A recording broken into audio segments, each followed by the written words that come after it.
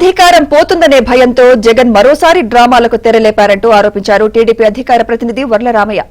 జగన్ పై గొలకరాయి దాడి ఘటనపై TDP, Janasena, BJP నేతలతో కలిసి ఆయన ఎన్నికల అధికారులను కలిసి వినతి పత్రం సమర్పించారు. ఇలాంటి డ్రామాలతో జనాన్ని మోసం చేయలేరని, ఈ ఘటనపై సీబీఐ విచారణ జరిపించాలని ఆయన డిమాండ్ చేశారు. రాయి పడే సమయానికి సెక్యూరిటీ సిబ్బంది ఎందుకు కూర్చున్నారని ప్రశ్నించారు.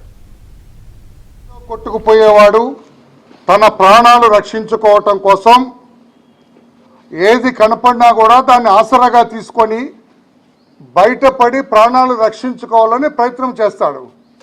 అదే పరిస్థితి ఈ రోజున మన గౌరవ ముఖ్యమంత్రి జగన్మోహన్ రెడ్డి గారిలో కనిపిస్తూ ఉన్నది.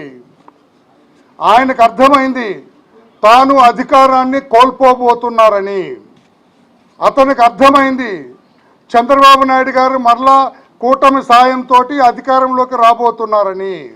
ముఖ్యమంత్రిగా చంద్రబాబు నాయుడు గారు మరోసారి ప్రమాణ స్వీకారం చేయబోతున్నారని జగన్మోహన్ రెడ్డి గారికి సుస్పష్టంగా అర్థమైంది. అందుకని ఏదో రకంగా తన అధికారాన్ని నిలబెట్టుకోవటం కోసం ప్రజల్ని మాయ చేసో, మభ్యపెట్టో, ఒక భ్రమలో పెట్టో మరలా అధికారాన్ని నిలబెట్టుకోవటానికి తొక్కని గడపలేదు, పడని అగచాట్లు లేవని చెప్పి కూడా నేను తెలియజేస్తూ ఉన్నా. అందులో భాగమే నిన్న తన మీద ఎవరో రాయి వేసి తనను చంపాలని, తన మీద హత్యా ప్రయత్నం జరిగిందని ఒక స్టేజ్ మేనేజ్డ్ డ్రామా చేశాడు ఆయన. కొంచెం ఆలోచన ఉన్న వాళ్ళకి అందరికీ అర్థమైంది అది జగన్మోహన్ రెడ్డి గారు వారి బృందం ఆడిన డ్రామా.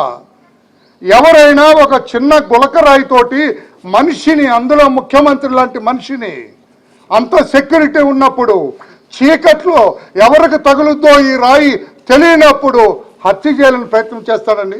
హత్య చేయాలంటే జగన్మోహన్ రెడ్డి గారికి తెలీదా? హత్య చేయాలంటే గొడ్డలు ఉపయోగిస్తారు, బాంబులు ఉపయోగిస్తారు, తుపాకీలు ఉపయోగిస్తారు. కానీ చిన్న గులకరాయితోటి జగన్మోహన్ రెడ్డి గారు లాంటి ఒక జైగాంటిక్ పర్సనాలిటీని చంపడానికి ఎవడైనా బుద్ధి ఉన్నాడు ఎవడైనా ప్రయత్నం చేస్తారండి? అదొక నాటకం. జగన్మోహన్ రెడ్డి గారు ఆడిన స్టేజ్ మేనేజ్డ్ డ్రామా అది. ఇటువంటి డ్రామాలు ఆడి ప్రజల్ని మభ్యపెట్టాలన్న ఆలోచన మానుకోండి అని చెప్పి కూడా జగన్మోహన్ రెడ్డి గారికి మేము తెలియజేస్తున్నాం. సంవత్సరం క్రితం ఇదే కోడికత్తు డ్రామా ఆడారు. చిన్న 1/2 సెంటీమీటర్ బ్లేడ్ తోటి కుడి భుజం మీద గుచ్చితే ఎవడన్నా చస్తాడండి? అది హత్యాయత్నం అండి. ఈ పోలీసులు కూడా ఫన్నీ పోలీసులు తయారయ్యారు, ఈ మధ్య గమ్మత్తైన పోలీసులు తయారయ్యారు. హాస్యాస్పదంగా వ్యవహరించే పోలీసులు ఎక్కువ మంది కనపడుతున్నారు రాష్ట్రంలో కూడా. చంద్రబాబు నాయుడు గారి మీద అన్నిసార్లు రాళ్ల దాడి జరిగింది, ఎప్పుడు హత్యాయత్నం కేసు రిజిస్టర్ చేయాల. నిన్న ముఖ్యమంత్రి మీద చిన్న గులకరాయి పడితే